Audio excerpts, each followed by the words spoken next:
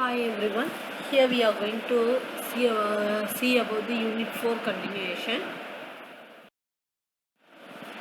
So that is sigma naught 2 squared is equal to sigma e squared by 2 pi fc closed integral h2 of z, h2 of z inverse into dz.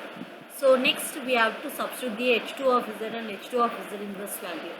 So that is sigma e squared by 2 pi f closed integral 1 by 1 minus a to z inverse into 1 by 1 minus a to z into z inverse dz. So when we are taking the common value, so sigma e squared into z minus a2 into z inverse divided by 1 minus a2 z inverse into 1 minus a2 z, there is z equal to a2.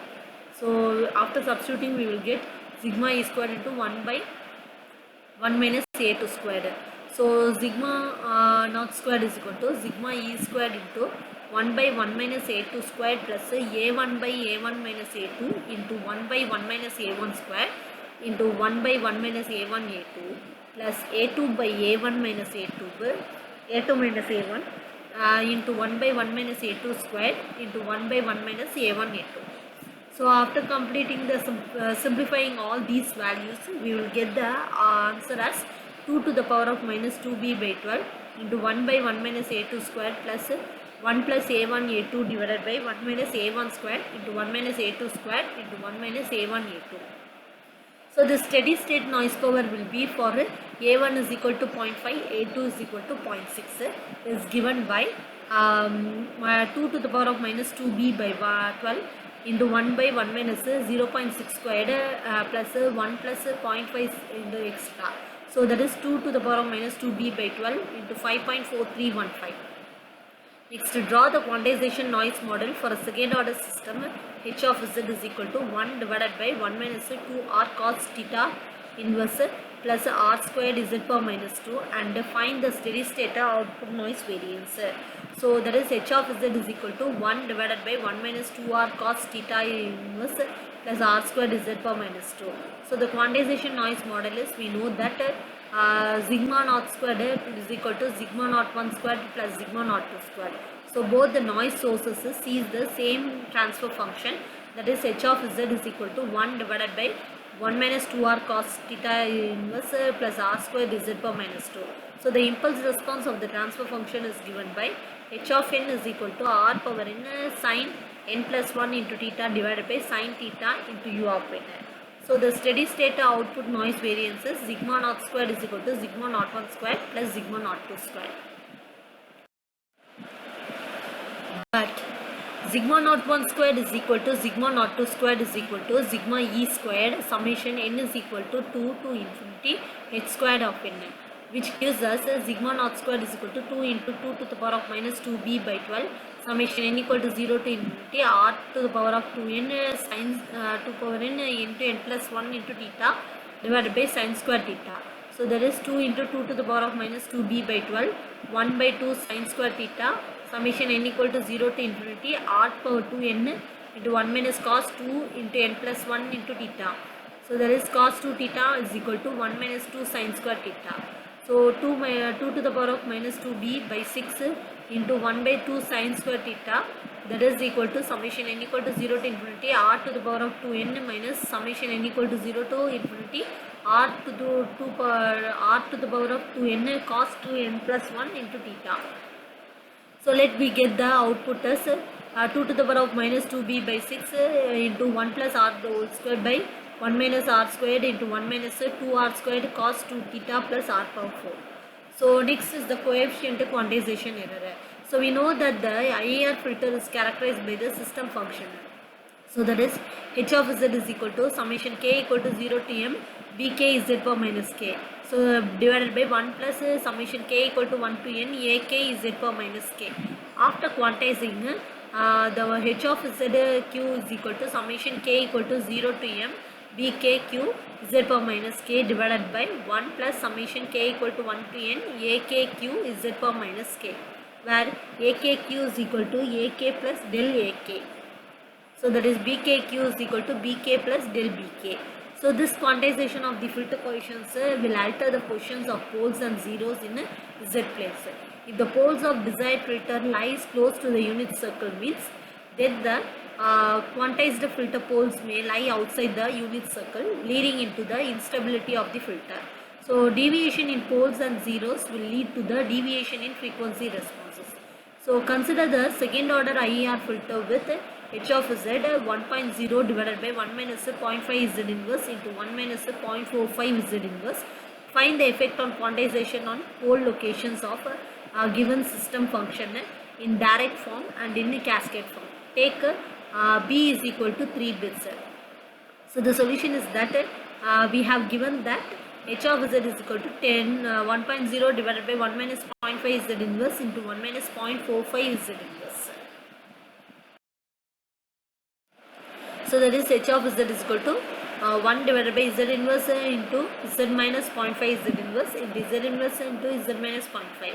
So that is z squared by z minus 0.5 into z minus 0.45. So the roots of the denominators of h of z are the original poles of h of z. So the original poles of h of z be p1 and p2. So p1 is 0.5 and p2 is 0.45. So next we have to form the direct form one. So there is a h1 of z is equal to the 1.0 divided by 1 minus 0.5 z inverse into 1 minus 0.45 z inverse. So h of z will be after getting the direct form 1, that is 1 divided by 1 minus 0.9 z inverse plus 0.22 z power minus 2. So let us quantize the coefficients by truncation. So after 0.9 convert to 0.1111 to truncate to 3 bits, there is a 0.11, and convert to decimal we will get 0.875 base 10. So likewise we have to convert it for another value also. So likewise the h bar of z is equal to 1 divided by 1 minus 0.87 z inverse plus 0.125 z power minus 2. So there is a x of z, y of z by x of z. So 1 divided by 1 minus 0.87 z inverse plus 0.125 z power minus 2. So on cross multiplying the above equations we will get y of z minus 0.875 z inverse y of z plus 0.125 z power minus 2 y of z equal to x of z. So that will get y of z is equal to x of z plus 0.875 z inverse y of z minus 0.125 z power minus 2 y of z. Okay. Next we have to form the cascade form. That is given that h of z is equal to 1.0 divided by 1 minus 0.5 z inverse into 1 minus 0.45 z inverse. In cascade realization, the system can be realized as cascade of first order sections. H of z is equal to h1 of z plus h2 of z, where h1 of z is equal to 1 divided by 1 minus 0.5 z inverse, h2 of z is 1 divided by 1 minus 0.45 z inverse. So here also we have to convert this binary into decimal. Decimal into binary, then truncate the values into 3 bits. After that we have to convert this values into again decimal. So there is h1 of z and h2 of z be the transfer function of the first order sections after quantizing the coefficients. So there is h bar of z is equal to h1 bar of z is equal to 1 divided by 1 minus 0.5 z inverse, and h2 bar of z is equal to 1 divided by 1 minus 0.37 z inverse. So let h1 bar of z is equal to y1 of z by x1 of z. So 1 by 1 minus 0.5 z inverse, y1 of z minus 0.5, cross multiply the values and we will get the output. Likewise we have to find it for h2 of z also. On cross multiplying the above equations we will get the values as y of z equal to y1 of z plus 0.375 is equal to y of z. So next is the round off effects and the overflow in digital filters. So explain in detail about the round off effects in digital filters. So the presence of one or more quantizer in the realization of the digital filter, which will be results in a non-linear devices. So there is a recursive digital filter may exhibit undesirable oscillation in its output. So in the finite arithmetic operations, some registers may overflow if the input signal level becomes larger. So these overflow represents the non-linear distortion which will be lead to the limit cycle oscillation. So there are two types of limit cycle oscillation. One is zero input limit cycle oscillation and overflow limit cycle oscillation. So zero input limit cycle oscillation is that the arithmetic operation produces oscillations even when the input is zero or some non-zero constant value. Such oscillations are called zero input limit cycle oscillation. Overflow limit cycle oscillation means the limit cycle occurs due to the overflow of adder is known as overflow limit cycle oscillations. Deadband means the limit cycle occurs as a result of quantization effect in multiplication. So the amplitude of the output during the limit cycle is confined to the range of values called the deadband of the filters. So consider the first order filter. There is a modulus of y of n minus 1 is less than or equal to 2 to the power of minus b by 12 divided by 1 minus mod a. After rounding the products, y of n is equal to a y of n minus 1 plus x of n is greater than 0. So that is the round of error will be where ER is difference between the quantized value and the actual value. So q of a y of n minus 1 minus a y of n minus 1 is less than or equal to 2 to the power of minus b by 2. So the deadband of the filter for limit cycle oscillations are q a y of n minus 1, that is equal to y of n minus 1 a is greater than 0 minus y of n minus 1 is a is less than 0. The next thing will be the y modulus y of n minus 1 is minus a into modulus y of n minus 1 is less than or equal to 2 to the power of minus b by 2. So y of n minus 1 is into 1 minus mod a less than or equal to 2 to the power of minus b by 2. So deadband of the filter is modulus y of n minus 1 is less than or equal to 2 to the power of minus b by 2 by 1 minus mod a. The next one is, consider the first order FIS system equation y of n that is equal to x of n plus a y of n minus 1 with x of n is equal to 0.875, n equal to 0 and 0 otherwise. So find the limit cycle effect under deadband. Assume b equal to 4 and a equal to 0.95. So x of n is equal to 0.875, n equal to 0 and 0 otherwise. So the deadband is 2 to the power of minus b divided by 2 21 in minus mod a. So 2 into 1 minus mod a. So that is 2 to the power of minus 4 divided by 2 into 1 minus mod 0.95. That is equal to 0.625.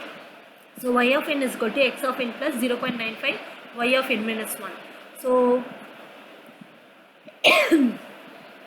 here we have to form a tabular column, that is n values from 0 to 6, x of n we have to substitute the values and find out. Then y of n minus 1 values have to get, then a into y of n minus 1, that is a into n y of n minus 1 we have to multiply and get it answer. Next q into a of a y of n minus 1, round off the to 4-bit values.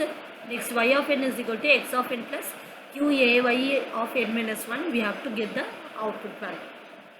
So the deadband of the filter is 0.625 when n is greater than or equal to 5. So the output will remains constant at 0.625, causing the limit cycle oscillations.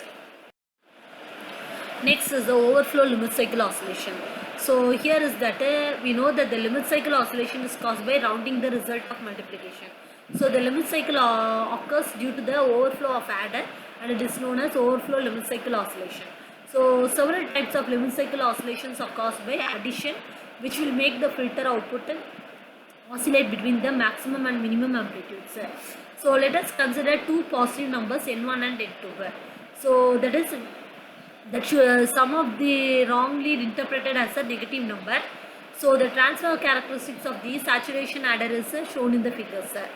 So from the transfer characteristics we find that when the overflow occurs, the sum of the adder is set equal to the maximum value. Next one is the signal scaling. So it is known that the saturation arithmetic eliminates the limit cycle due to overflow, but it causes an undesirable signal distortion due to the non-linearity of the clipper. So in order to limit the amount of non-linear distortion, it is important to scale input signal and unit sample response between the input and internal summing nodes in the system to avoid overflow. So let us consider the second order IAR filter. Here a scale factor S0 is introduced between input x of n and the adder 1 to prevent the overflow at the output of the adder 1. So now the overall input output transfer function is having the value.